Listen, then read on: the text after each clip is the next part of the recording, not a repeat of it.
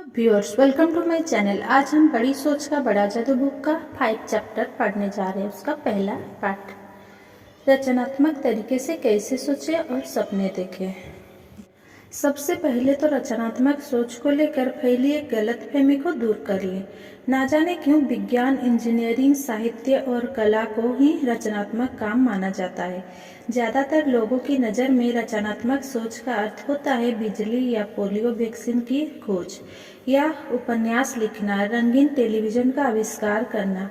निश्चित रूप से ये तमाम उपलब्धियां रचनात्मक सोच का परिणाम है। अंतरिक्ष को इंसान इसीलिए जीत पाया क्योंकि उसने रचनात्मक सोच का सहारा लिया। हमें यह बात समझ लेनी चाहिए कि रचनात्मक सोच का संबंध केवल कुछ खास व्यवसायों से नहीं होता, ना ही अति बुद्धिमान लोगों से इसका कोई विशेष संबंध होता है। फिर रचनात्मक सोच क्या है? कम आमदनी वाला परिवार अपने बच्चे को किसी मशहूर यूनिवर्सिटी में भेजने को योजना बनाता है, ये रचनात्मक सोच है। कई परिवार अपने आसपास की बहुत बुरी जगह को सबसे सुंदर जगह में बदल देता है, यह रचनात्मक सोच है। कई पादरी ऐसी योजना बनाता है जिससे रविवार शाम की उपस्थिति दुगुनी हो जाती है, यह रचनात्मक सोच है। अगर आप रिकॉर्ड कीपिंग को आसान बनाने के तरीके ढूंढते हैं, असंभव ग्राहक को सामान बेचने की तरीके ढूंढते हैं, रचनात्मक रूप से बच्चों को व्यस्त रखते हैं, ऐसा उपाय करते हैं कि आपके कर्मचारी दिल लगाकर काम करें, या आप किसी निश्चित झगड़े को रोक लेते हैं, ये सभी व्यवहारिक जीवन में रचनात्मक सोच के उदाहरण हैं। रचनात्मक सोच का अर्थ है किसी भी काम को करने के लिए नए सुधरे हुए तरीके खोजना। हर जगह सफलता इसी बात में छुपी होती है कि आप चीज़ों को बेहतर तरीके से करने के उपाय किस तरह खोजते हैं। फिर चाहे ये सफलता घर में हो, काम धंधे में हो या समाज में हो। आइए देखते हैं कि हम अपनी रचनात्मक सोच की योग्यता को किस तरह विकसित कर सकते हैं और इसकी आदत कैसे डाल सकते हैं। कदम 1, विश्वास करें कि काम किया जा सकता है। एक मूलभूत सत्य जान ले, किसी भी काम को करने के लिए पहले आपको यह विश्वास करना होगा कि इसे किया जा सकता है। एक बार आप यह सोच ले कि यह काम संभव है, तो फिर आप उसे करने का तरीका भी सोच ही लेंगे। प्रशिक्षण देते समय मैं रचनात्मक सोच के इस पहलू को समझाने के लिए अक्सर यह उदाहरण देता हूँ। मैं लोगों से पूछता हूँ, आप में से कितने लोगों को यह लगता है कि 30 साल बाद हम जेल विहीन समाज में रह सकेंगे? हमेशा समूह के चेहरे पर हवाइयाँ उड़ती नजर आती है। उन्हें हमेशा यह लगा कि शायद उन्होंने गलत सुन लिया है, या फिर मैं गंभीर किस्म का मजाक कर रहा हूँ। इसीलिए थोड़ा ठहरने के बाद मैं फिर पूछता हूँ, आप में से कितने लोगों को यह लगता है कि 30 साल बाद हम जेल विहीन समाज में रह सकेंगे? एक बार यह पक्का हो जाने के बाद कि मैं मजाक नहीं कर रहा हूँ, कोई ना कोई इस तरह की बात कहता है, आप यह कहना चाहते हैं कि 30 साल बाद सभी हत्यारे, चोर, उच्चके, बलात्कारी जेल में बंद रहने के बजाय सड़कों पर खुलेआम घूमेंगे? आप जानते हैं कि इसका नतीजा क्या होगा? हम में से कोई भी सुरक्षित नहीं रह पाएगा। हमारे समाज का काम जेल के बिना चल ही नहीं सकता। तभी दूसरे लोग भी बोलने लगते हैं, अगर जेल ना हो तो हमारी कानून व्यवस्था ठप हो जाएगी। कुछ लोग तो पैदाइशी अपराधी होते हैं, जितनी है हमें उससे ज़्यादा जेल की ज़रूरत है। क्या आपने आज सुबह के अखबार में हत्या की वो खबर नहीं पढ़ी थी? और लोग बोलते जाते हैं, एक के बाद एक अच्छे कारण बताते हैं कि हमारे समाज में जेलों को होना क्यों जरूरी है। एक आदमी ने तो यहाँ तक सुझाव दिया कि हमारे समाज में जेल इसीलिए होनी चाहिए ताकि पुलिस और जेल के संतरियों की नौकरी बची रह सके। मैं 10 मिनट तक लोगों को यह सिद्ध करने देता हूँ कि जेलों को समाप्त क्यों नहीं किया जाना चाहिए। इसके बाद मैं उनसे कहता हूँ, मैंने आपसे पूछा था कि जेलों को खत्म क्यों करना चाहिए। यह सवाल पूछने के पीछे मेरा एक खास मकसद था। आप में से हर एक ने मुझे यही तर्क दिए कि जेलों को खत्म क्यों नहीं किया जाना चाहिए। अब आप मेहरबानी करके मुझ पर एक एहसान करें। आप कुछ मिनट तक अपने दिमाग पर जोर डालकर यह यकीन कर ले कि हम जेलों को खत्म कर सकते हैं। प्रयोग में दिलचस्पी लेते हुए लोग कहते हैं, ठीक है, सिर्फ मजे के लिए, सिर्फ प्रयोग के लिए ऐसा करने में हमें कोई दिक्कत नहीं हो सकता। फिर मैं पूछता हूँ, अब हम यह मान लेते हैं कि हम जेलों को खत्म करना चाहते हैं, परंतु हम किस तरह से शुरुआत करेंगे? पहले तो सुझाव धीमे धीमे आते हैं। कोई थोड़ा झिझकते हुए कहता है, अगर ज्यादा युवा केंद्र स्थापित किए जाए तो अपराधों का कम किया जा सकता है। थोड़ी ही देर में पूरा समूह जो 10 मिनट पहले तक इस विचार के पूरी तरह खिलाफ था, अब सच्चे उत्साह से काम में जुट जाता है। अपराध कम करने के लिए हमें गरीबी दूर करने के उपाय सोचने होंगे। ज्यादातर अपराध गरीबी के कारण होते हैं। अनुसंधान के जरिए अपराध करने से पहले ही संभावित अपराधी का पता लगाया जाना चाहिए। कुछ तरह के अपराधियों के इलाज के लिए मेडिकल ऑपरेशन किए जाने चाहिए। कानून के रखवाले को सुधार के रचनात्मक तरीके सिखाने चाहिए। ये उन 78 विचारों में से कुछ है जो मुझे सुनने को मिले।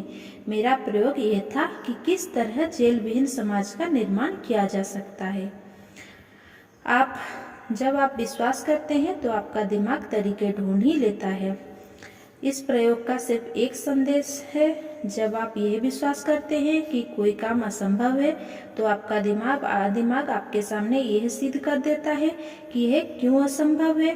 परंतु जब आप विश्वास करते हैं कि सचमुच विश्वास करते हैं कि कोई काम किया जा सकता है तो आपका दिमाग आपके लिए काम में जुट जाता है और तरीके ढूंढने में आपकी मदद करता है। यह विश्वास कि कोई काम किया जा सकता है रचनात्मक समाधान का रास्ता खोज लेता है। ये विश्वास कि कोई काम नहीं किया जा सकता असफल व्यक्तियों की सोच है। यह बात सारी परिस्थितियों पर लागू होती है, चाहे वे परिस्थितियां छोटी हो या बड़ी। जिन राजनैतिक नेताओं को यह विश्वास नहीं होता कि स्थायी विश्व शांति संभव है, वे शांति स्थापित करने में असफल हो जाएंगे, क्योंकि उनके दिमाग शांति स्थापित करने के रचनात्मक उपाय नहीं ढूंढ पाएंगे। जिन अर्थशास्त्रियों का विश्वास है कि बिजनेस में मंदी अपरिहार्य है, वे बिजनेस चक्र को हराने के रचनात्मक तरीके कभी विकसित नहीं कर पाएंगे। इसी तरीके से अगर आपको विश्वास हो तो आप किसी भी व्यक्ति को पसंद करने के तरीके खोज सकते हैं। अगर आपको विश्वास हो तो आप अपनी व्यक्तिगत समस्याओं का हल ढूंढ सकते हैं। अगर आपको विश्वास हो तो आप नए बड़े घर की खरीदने का तरीका खोज सकते हैं। विश्वास रचनात्मक शक्तियों को मुक्त बनाता है, अविश्वास इन पर ब्रेक लगा देता है। विश्वास करें और आप सोचना शुरू कर देंगे रचनात्मक रूप से। अगर आप उसके काम में रुकावट ना डालें तो आपका दिमाग काम करने के उपाय खोज लेगा। 2 साल पहले एक युवक ने मुझसे एक अच्छी सी नौकरी खोजने में मदद मांगी। वो किसी मेल ऑर्डर कंपनी के क्रेडिट विभाग में क्लर्क था और उसे लग रहा था कि वहाँ पर उसका भविष्य उज्जवल नहीं है। हमने उसके पिछले रिकॉर्ड के बारे में बात की और यह चर्चा की कि वो क्या करना चाहता था। उसके बारे में कुछ जानने के बाद मैंने कहा, मैं आपकी प्रशंसा करता हूँ कि आप बेहतर नौकरी की सीढ़ी पर ऊपर की तरफ चढ़ना चाहते हैं, परंतु आजकल ऐसी नौकरी हासिल करने के लिए कॉलेज की डिग्री होना जरूरी है। आपको अभी बताया है कि आपने 3 सेमेस्टर पूरे कर लिए हैं। मैं आपको यही सलाह दूंगा कि आप अपने कॉलेज की शिक्षा को पूरा कर लें। आप 2 सालों में ऐसा कर सकते हैं। फिर मैं आपको यकीन दिलाता हूँ कि आपको आपकी मनचाही नौकरी मिल जाएगी और उसी कंपनी में मिल जाएगी जिसमें आप चाहते हैं। मैं जानता हूँ, उसने जवाब दिया, कि कॉलेज की शिक्षा जरूरी है, परंतु मेरे लिए कॉलेज की पढ़ाई पूरी करना असंभव है। असंभव क्यों? मैंने पूछा। एक कारण तो ये है, उसने बताया, मैं 24 साल का हूँ। इसके अलावा मेरी पत्नी को 2 महीने में दूसरी बच्चा होने वाला है। हमारा खर्च अभी जैसे तैसे चल रहा है, मुझे नौकरी तो करनी ही पड़ेगी और इसीलिए मेरे पास पढ़ने के लिए समय नहीं बचेगा। ये असंभव है, बिल्कुल असंभव है। इस युवक ने खुद को विश्वास दिला दिया था कि कॉलेज की पढ़ाई पूरी करना उसके लिए असंभव था। फिर मैंने उससे कहा, अगर तुम्हारा विश्वास है कि तुम्हारे लिए कॉलेज की पढ़ाई पूरी करना असंभव है तो ये सचमुच असंभव है, परंतु इसी तर्क से अगर तुम यह विश्वास कर लो कि तुम पढ़ाई पूरी कर सकते हो तो कोई ना कोई रास्ता जरूर निकल पाएगा।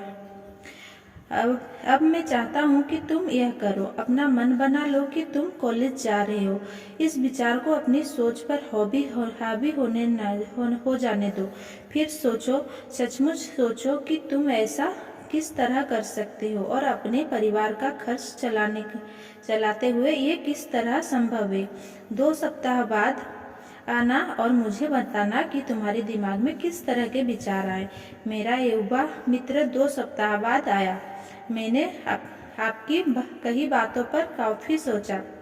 उसने कहा, मैंने कॉलेज जाने का फैसला कर लिया। हालांकि मैंने विस्तार से इस बारे में नहीं सोचा है, परंतु मुझे लगता है कि कोई ना कोई रास्ता जरूर निकल आएगा। और रास्ता निकल आया। उसे ट्रेड एसोसिएशन की तरफ से स्कॉलरशिप मिल गई, जिससे उसकी ट्यूशन फी, पुस्तकों का और बाकी खर्च निकल आया। उसने अपनी नौकरी को समय को इस तरह से करवा लिया जिससे वो कक्षाओं में भाग ले सके। उसके उत्साह को देखकर और बेहतर जिंदगी की संभावना को देखकर उसकी पत्नी ने भी उसका पूरा साथ दिया। उन दोनों ने मिलकर अपने पैसों और समय का बजट सफलतापूर्वक बना ही लिया। पिछले महीने उसे उसकी डिग्री मिल गई और अब वो एक बड़े कॉर्पोरेशन में मैनेजमेंट ट्रेनिंग के रूप में काम कर रहा है। जहाँ चाहा वहाँ रहा। Thanks for watching. Please like, share, comment and subscribe. Thanks.